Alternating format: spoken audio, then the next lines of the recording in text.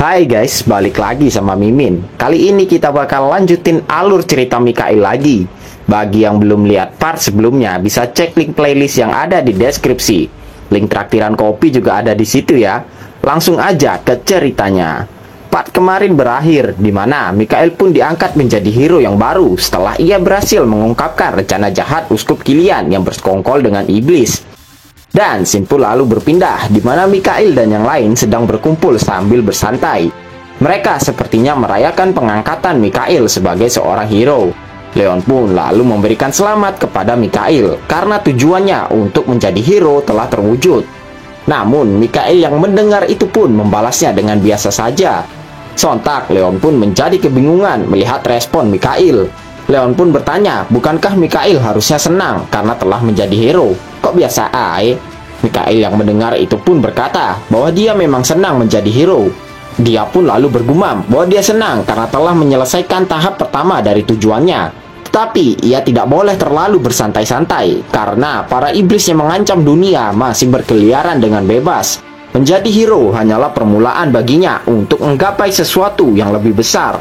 Dan Mikail pun lalu berkata bahwa setelah dirinya diangkat menjadi hero, berarti sekarang dunia sedang tidak baik-baik saja. Jadi dia harus melakukan persiapan untuk itu. Dan setelah semuanya terselesaikan, barulah dia bisa santai-santai. Mendengar itu, Leon pun bertanya, jadi apakah Mikail sudah memiliki sebuah rencana atau belum? Dan Mikail pun menjawab bahwa ia sudah memiliki rencana dan ia akan langsung berangkat besok pagi-pagi agar tidak membuang-buang waktu. Leon pun lalu bertanya lagi, jadi, apa yang akan Mikail persiapkan? Mikail membalas bahwa dia hanya akan mempersiapkan dirinya saja. Mendengar itu, Leon pun langsung beranjak pergi. Dia mau tidur duluan, karena sudah pasti Mikail bakal ngajak dia besok. Sontak, Eda pun menjadi terkejut melihat Leon yang langsung gercep dan mengerti apa yang Mikail rencanakan. Mikail pun menjawab bahwa Leon orangnya memang seperti itu. Mikail pun lalu bertanya kepada Eda, jadi apa yang akan dia lakukan? Eda pun menjawab, jika maksud pertanyaan Mikail itu adalah ikut bersamanya atau tinggal di negeri suci, maka ia akan memilih untuk tetap tinggal. Eda berkata bahwa dirinya harus mengawasi kakaknya yang koplak itu. Mendengar itu, Mikail pun lalu tersenyum. Mikail menyuruh Eda untuk mengabarkannya jika si Siegfried tantrum lagi, nanti bakal dia gebukin. Eda yang mendengar itu pun tertawa. Ia akan memberitahu Mikail jika kakaknya itu kumat lagi. Dan di saat itu, tiba-tiba Cassandra pun bertanya. Ia bertanya, apa yang harus ia lakukan sekarang? Mikail yang mendengar itu pun menjawab bahwa Cassandra harus tinggal di sini bersama Eda. Cassandra pun bertanya, apakah dirinya harus tinggal karena dia seorang profet? Cassandra berkata bahwa ramalannya sangatlah terbatas dan kurang lengkap. Jadi akan sangat sulit baginya untuk berguna. Namun Mikail pun membalas bahwa bukan itu alasannya Cassandra untuk tetap tinggal. Mikail menambahkan bahwa dia tidak ingin Cassandra yang seorang profet terbebani oleh kemampuannya lagi. Sontak Cassandra yang mendengar itu pun menjadi terkejut. Cassandra merupakan seorang profet yang dikenal sebagai seseorang yang berkomunikasi dengan dewa. Ia selalu terbebani oleh kemampuannya itu. Mikail berkata bahwa dia ingin merubah hal itu lebih dari sebelumnya. Namun Cassandra langsung membalas bahwa ramalan pada akhirnya akan mengikuti takdir. Maka dari itu, secara tidak sadar orang-orang mulai menolak adanya ramalan. Melihat itu, Mikail pun lalu menenangkan Cassandra, karena tidak semua ramalan akan berakhir seperti itu. Mikail berkata bahwa ramalan hanyalah potongan petunjuk tentang hal yang belum diketahui sebelumnya. Sontak Cassandra yang mendengar itu pun menjadi kebingungan dan ia bertanya apa maksud perkataan Mikail itu. Mikail menjawab bahwa Cassandra jangan terlalu memandang negatif ramalannya, karena pada akhirnya penafsiran ramalan itu tergantung pada diri orang masing-masing. Dan itu juga merupakan tugasnya Cassandra. Cassandra yang sudah terkena bacok no jutsu pun akhirnya sadar dan dia akan melakukan sebaik mungkin. Dan scene pun lalu berpindah ke Mikail dan Seth yang sedang menikmati malam di atas balkon. Seth berkata bahwa yang dilakukan Mikail barusan cukup bagus. Mikail pun bertanya, apa maksud perkataan Seth itu? Seth menerangkan, sejak awal pertemuannya dengan Cassandra, Mikail sudah bisa membuat si Cassandra terus bergantung padanya. Tapi Mikail memilih untuk tidak melakukan hal itu. Dan Mikail pun membalas, ya karena memang tidak perlu dilakukan. Seth pun berterima kasih kepada Mikhail karena sudah mau mempercayai anak-anak itu. Mikhail tidak memaksakan kehendaknya dan membiarkan anak-anak itu memilih keputusan mereka sendiri. Dan Seth yakin bahwa anak-anak itu akan mendapatkan jalan mereka sendiri. Seth pun lalu menambahkan bahwa ia sangat bersyukur bisa bersama Mikhail. Namun tiba-tiba si Seth pun tersadar bahwa dia mengatakan sesuatu yang memalukan, sehingga si Seth pun malah jadi salting sendiri dan langsung menghilang tanpa berkata apapun. Sontak Mikhail yang melihat itu pun menjadi kebingungan dengan tingkah Seth. Dan Mikhail pun lalu melanjutkan lamunannya lagi. Dia lalu melihat ke arah cahaya bulan. Dan Mikhail pun bergumam bahwa dirinya memiliki hubungan yang dalam dengan bulan. Bulan adalah simbol dari pelajaran yang ia dapat dari gurunya. Sebelum regresinya, Mikhail belajar sihir dari gurunya saat fajar yang cerah seperti ini akibat cahaya bulan. Namun tiba-tiba dari belakang Mikhail datanglah seseorang yang bertanya apa yang Mikhail lakukan. Dan orang itu adalah Pak Mordin. Sontak Mikhail yang melihat Pak Mordin pun bertanya apakah dia sudah menikmati liburannya. Pak Mordin pun membalas bahwa liburannya cukup menyenangkan. Ia menambahkan bahwa dirinya telah melihat dan berpikir banyak hal. Jadi sekaranglah waktu yang tepat untuk membuat keputusan. Mikhail pun lalu bertanya lagi, jadi apakah Pak Mordin sudah membuat keputusan? Dan Pak Mordin pun membalas sambil tersenyum bahwa ia sudah memutuskannya. Ia lalu memberitahu Mikhail bahwa dulu terdapat fraksi sihir yang berlambangkan bulan. Orang-orang itu melihat manusia seperti wadah mana dan sumber mana itu sendiri. Namun beberapa ratus tahun kemudian muncullah monster yang mirip dengan manusia. Maksud monster di sini tuh para jenius yang ahli sihir ya. Sehingga nama mereka pun tercatat di dalam sejarah. Mereka dapat mengalirkan mana dengan sangat natural, seolah-olah mereka diciptakan untuk menguasai sihir. Dan fraksi itu mencoba untuk melakukan hal yang sama dengan cara mereka sendiri. Mereka melakukannya dengan paksa sehingga merusak tubuhnya sendiri. Tapi mereka pun lalu memulihkan diri dan terus mengulangi proses yang sama. Mikhail yang mendengar itu pun terkejut. Ia berkata bahwa itu sangatlah gila. Dan Pak Mordin pun membalas, karena itulah keberadaan mereka mulai menghilang. Namun dengan nada serius, Pak Mordin bertanya, bagaimana jika orang gila terakhir dari fraksi tersebut melihat si jenius itu dengan kedua matanya sendiri? Kita lalu diperlihatkan kejadian di masa depan, di mana seluruh keluarganya Mikhail telah lenyap. Mungkin karena dibantai sama muridnya di Mengat ya. Bisa cek di part 4, di situ ada dijelasin tentang kehancuran keluarga Walpurgis. Lanjut. Di sana, Mikhail pun menjadi sangat frustasi karena dirinya tidak bisa melakukan apapun untuk menyelamatkan keluarganya. Dan Mikhail pun hanya bisa melihat kematian satu persatu keluarganya itu. Saking frustasinya, Mikhail pun hendak mengakhiri hidupnya sendiri. Namun di saat itu, datanglah Pak Mordin yang menghampiri Mikhail. Pak Mordin pun bertanya, apakah Mikhail puas melihat ini semua? Bagaimana rasanya melihat kehancuran dari keluarga Walpurgis? Tanya Pak Mordin. Pak Mordin menambahkan bahwa ini semua adalah kesalahan Mikhail. Mikhail tidak cocok dan tidak cukup kuat untuk melindungi keluarganya sebagai kepala keluarga. Pak Mordin lalu bertanya lagi, apakah Mikhail menganggap kalau dengan bunuh diri itu adalah keberanian? Jika Mikhail berpikir begitu, maka itulah yang pantas ia dapatkan, ucap Pak Mordin yang langsung membuat Mikhail tersadar. Dan scene pun kembali ke timeline sekarang. Di sana Pak Mordin bertanya, apa yang akan Mikhail lakukan jika hasil yang telah dia peroleh dengan menghancurkan tubuh sendiri malah didapatkan oleh orang lain. Dan orang itu malah mendapatkannya secara alami dengan kedua tangannya sendiri. Namun, mendengar itu Mikhail pun bertanya balik, apa yang akan Pak Mordin lakukan jika ia berkata bahwa dirinya tahu cara untuk mendapatkan hasil tersebut. Sontak Pak Mordin pun menjadi sangat terkejut. Ia bertanya, jadi Mikhail sudah mengetahui semuanya. Dan Mikhail pun membalas bahwa dirinya tidak tahu secara spesifik. Tapi seperti yang Pak Mordin bilang, dia punya bakat untuk ini. Tapi bohong, gumam Mikhail.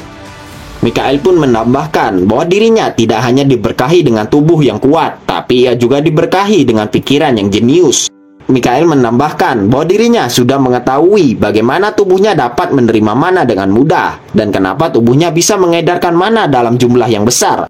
Sementara semua itu sangatlah sulit dilakukan oleh para mage pada umumnya. Pak Mordin yang mendengar itu pun menjadi tambah terkejut lagi. Ia tidak percaya Mikhail telah menganalisa semuanya. Namun Mikhail pun membalas bahwa dirinya juga telah menafsirkannya. Sontak Pak Mordin pun menjadi tambah syok dan tak percaya. Karena Mikhail baru saja berumur 20 tahun dan baru 3 tahun Mikhail belajar menggunakan sihir. Mikhail pun beralasan bahwa dirinya memang jenius dalam hal ini. Pak Mordin pun berkata bahwa dirinya tidak menyangka akan terdapat seseorang yang dilahirkan dengan bakat sehebat itu. Sementara yang lain harus mati-matian untuk mencapai level yang sama. Bagaimana dunia menjadi tidak adil seperti ini, ucap Pak Mordin. Dan Mikhail pun langsung membalas bahwa dunia memang seperti itu, tapi itu tidaklah berarti apapun. Pak Mordin pun lalu bertanya, apa maksud Mikhail? Namun Mikhail pun langsung bertanya, bukankah tubuh Pak Mordin itu terlihat sangat lesu? Mikhail mengetahuinya karena dia punya mata yang bagus, sama seperti Pak Mordin yang melihat sesuatu dalam dirinya. Mikhail juga melihat sesuatu dalam diri Pak Mordin. Mikhail berkata bahwa ia percaya bahwa Pak Mordin selevel dengan orang-orang terakhir dari faksi itu. Dan sepertinya Pak Mordin mendapatkan beberapa hasilnya. Pak Mordin lalu tertawa kecil. Ia pun membenarkan perkataan Mikhail itu. Pak Mordin lalu menjelaskan bahwa mereka dulu disebut para mage senja. Dan setelah melihat bakat miliknya, Pak Mordin pun dapat menekan para mage yang memandang rendah terhadapnya. Dan itu sudah cukup untuk menyebutnya sebagai Mage Circle ke-8. Namun seperti yang diketahui, itu belumlah stabil. Mikhail pun bertanya, apakah terdapat efek sampingnya? Pak Mordin pun membalas bahwa itu tidaklah bisa dihindari sejak tubuh bagian dalamnya telah hancur. Itu adalah harga yang harus mereka bayar karena telah memaksa tubuh untuk mendapatkan bakat. Melihat itu, Mikhail pun membalas, dengan risiko sebesar itu, Pak Mordin masih tetap bisa bertahan sampai sekarang. Mendengar itu, Pak Mordin pun menjawab, itu terjadi karena dirinya telah menyerah. Dirinya telah menyerah untuk mencapai circle ke-8. Dia bahkan telah menekan dirinya untuk tidak menggunakan sihir, kecuali itu benar-benar dibutuhkan. Tubuhnya telah rusak dan dirinya tidak bisa berbuat apapun. Mikhail pun lalu berkata bahwa mereka hanya perlu memperbaikinya saja. Pak Mordin pun mengira Mikhail sedang bercanda. Ia sudah mengatakan bahwa tubuhnya telah rusak. Namun Mikhail pun tetap ngeyel bahwa mereka cukup memperbaiki tubuhnya Pak Mordin. Melihat Pak Mordin yang meragukannya, Mikhail pun berkata bahwa dirinya adalah hero yang dipilih langsung oleh dewa. Bisa-bisanya Pak Mordin gak percaya sama dia. Pak Mordin pun beralasan bahwa dirinya lah yang mengetahui bagaimana kondisi tubuhnya ini. Dan dia sangat yakin kalau tubuhnya tidak bisa diperbaiki. Namun Mikhail pun membalas bahwa dewa dapat melakukannya. Dan jika dewa ikut campur, maka tidak akan ada hal yang mustahil. Mikhail lalu meletakkan tangannya di wajah Pak Mordin. Ia pun menyuruh Pak Mordin untuk beristirahat saja. Sontak Pak Mordin pun menjadi kebingungan dengan maksud Mikhail itu. Dan Mikhail pun lalu berkata, tidurlah. Dan Pak Mordin pun langsung kehilangan kesadarannya. Namun sebelum pingsan, ia pun lalu memaki-maki Mikhail. Untungnya udah turu duluan, kalau enggak, full kata-kata kebun binatang. Mikhail pun bergumam bahwa Pak Mordin masih tetap emosian kayak dulu. Dan ia pun lalu bergumam, haruskah mereka memulainya? Dan scene pun lalu berpindah di mana Mikhail telah membawa Pak Mordin menuju kamarnya. Mikhail pun bergumam bahwa dirinya telah lama tidak merasakan situasi seperti ini. Sudah saatnya untuk merombak tubuh Pak Mordin menjadi seperti seusianya.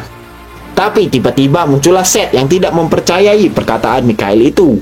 Dan terlihatlah tubuh Pak Mordin yang dipenuhi oleh luka-luka akibat percobaan yang dulu ia lakukan. Pak Mordin dulu menderita akan hal ini dan ia menjadi tidak bisa melampaui batasannya sendiri. Dan ia pun lalu terjatuh dalam jurang kegelapan. Sehebat apapun Pak Mordin menganalisanya atau sehebat apapun wawasannya, di saat itu sudah tidak ada waktu. Sehingga semua usahanya menjadi sia-sia. Namun karena Mikhail telah beregresi, dia tidak akan membiarkan itu terjadi. Mikhail akan memberikan senja terakhir kepada Pak Mordin, yaitu Dark Restoration Ceremony atau upacara pemugaran senja. Dan scene pun lalu berpindah di mana pengobatan yang Mikhail lakukan telah selesai. Dan Pak Mordin pun terbangun dari pingsannya. Seperti biasa, saat terbangun dari tidurnya, Pak Mordin pun akan memegangi punggungnya yang akan terasa sakit. Tapi kok gak sakit? Ucap Pak Mordin yang kebingungan. Dia merasa kalau tubuhnya tidak sakit sama sekali. Jadi Pak Mordin pun mulai menggerakkan seluruh tubuhnya untuk memastikan hal itu.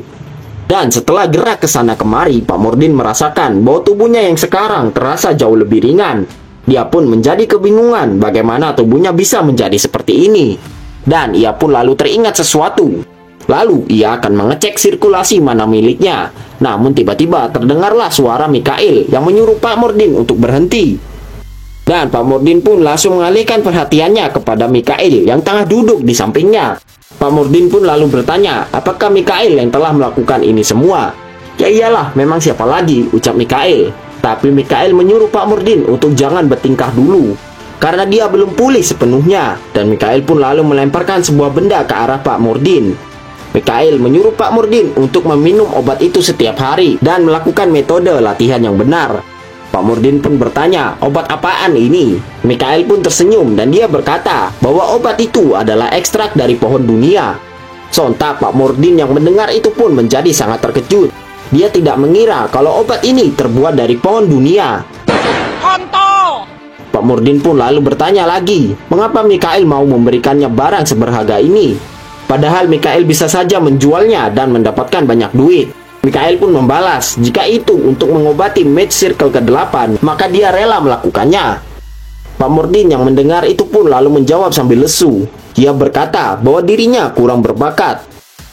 Pak Murdin adalah orang yang pantang menyerah. Dengan begitu, ia menjadi orang yang tak terkalahkan. Namun, setelah memakai metode yang sangat tidak masuk akal, dia tetap tidak bisa menggapai Circle ke-8. Dan Pak Murdin menambahkan bahwa barang seberharga ini tidaklah pantas baginya. Namun belum selesai Pak Murdin berbicara, Mikhail pun langsung menyelanya. Mikhail berkata bahwa dia akan mengembangkan metode cacat milik Pak Murdin dan akan mengajarinya ulang. Apakah kau tidak bisa mempercayaiku? Tanya Mikhail. Pak Murdin yang mendengar itu pun langsung terkejut dan dia menjadi terdiam. Pak Murdin mengingat kembali hal-hal mustahil yang telah dilakukan oleh Mikhail. Dan Pak Murdin lalu bertanya, apakah hal ini memang memungkinkan? Dan sambil tersenyum, Mikhail pun membenarkannya. Dan tanpa membuang-buang waktu lagi, keesokan paginya, Mikhail pun langsung membimbing Pak Murdin untuk mempelajari teknik sirkulasi otonom. Itu adalah teknik yang berbeda dari yang Pak Murdin punya. Dan itu adalah teknik reformasi yang cocok baginya. Dan saat Pak Murdin mengalirkan mananya ke seluruh tubuh, ia pun merasakan sesuatu hal yang berbeda. Seperti sirkulasi mananya jauh lebih stabil. Pak Murdin lalu bertanya, apa yang terjadi? Dan Mikhail pun membalas bahwa seperti yang dia bilang, dia telah mengembangkan teknik Pak Murdin sebelumnya. Pak Murdin yang mendengar itu pun masih tidak percaya Mikhail mampu melakukannya. Dia bertanya, bagaimana Mikhail melakukan ini semua? Mikhail pun beralasan bahwa ia mendapatkan teknik ini dari seseorang yang dia kenal. Orang itulah yang telah menyempurnakan teknik ini. Mikhail pun menambahkan, walaupun metode latihan ini berantakan dan berat, tapi ini tidaklah buruk. Dan setelah mencobanya sendiri, Pak Murdin pun membenarkannya. Tapi scene pun lalu berpindah, di mana Mikhail dan Leon akan segera pergi ke suatu tempat. Terlihatlah Leon yang sudah menggunakan full set epic armor yang ia dapatkan setelah Mikhail menjadi hero. Leon pun menjadi sangat senang dengan armor yang ia pakai, karena dirinya jadi jauh lebih handsome. Apalagi armor adalah segalanya bagi kesatria seperti Leon. Mikhail pun berucap, gak apa-apa lah sekali-sekali. Dan Leon pun lalu bertanya, kemana mereka akan pergi kali ini? Karena Mikhail belum memberitahunya. Lalu Mikhail pun membalas bahwa tujuan mereka kali ini adalah Konti Draculeon.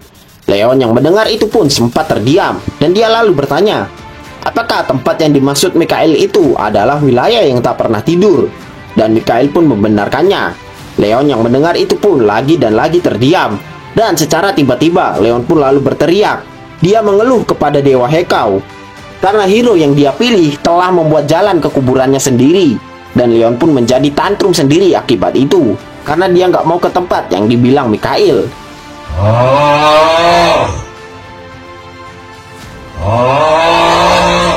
Mikhail yang menyaksikan reaksi Leon itu pun memakluminya. Kita dijelaskan sedikit tentang tempat Konti Draculeon. Dulunya wilayah itu adalah wilayah yang cukup berkembang. Namun karena Count Draculeon menginginkan awet muda, dia pun menelan separuh penduduk wilayahnya. Karena pelanggaran itu, Count Draculeon pun disegel oleh negeri suci. Dan tempat itu adalah tujuan mereka selanjutnya.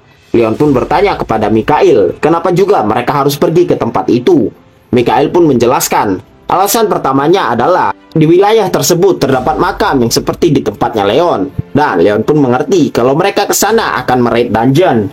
Dan Leon pun bertanya, jadi apa alasan yang kedua? Dan Mikhail pun membalas bahwa alasan yang kedua adalah karena sebentar lagi Count Draculeon akan segera dibebaskan.